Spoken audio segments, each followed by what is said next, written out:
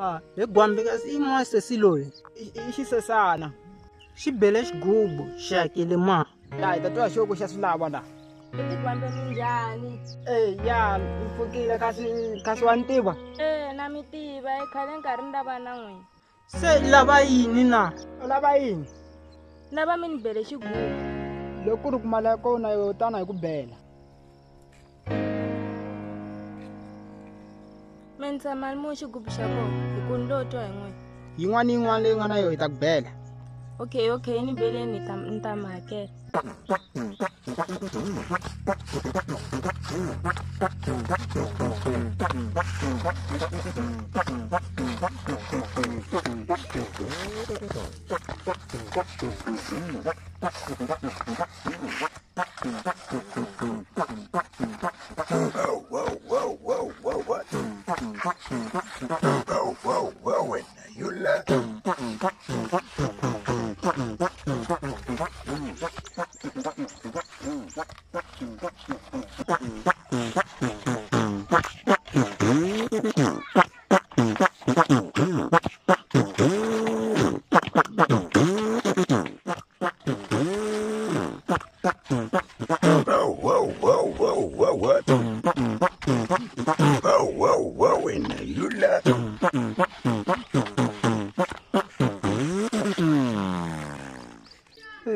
Chele mali yako hi xibile.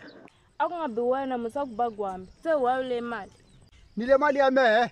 Le mali ya mehe. A na mali me. So nga bisa mahala swi vona sweswo le mali ya mehe. A na yona. A wu ya laveke mali. A na yona. Ai mali ya yena. A na mali me. Le mali ya Le mali ya yena. Mali ya. Mu endla hi swilo. Ai n'wini le mali ya yena. A nga yi bisi xigubu mahala. Vanhu lava suka va endla swilo swa vona endla va byelangi hi mini vanhu lava.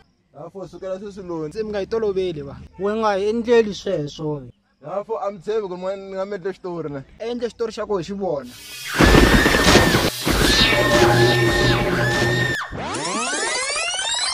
Va ntolovela.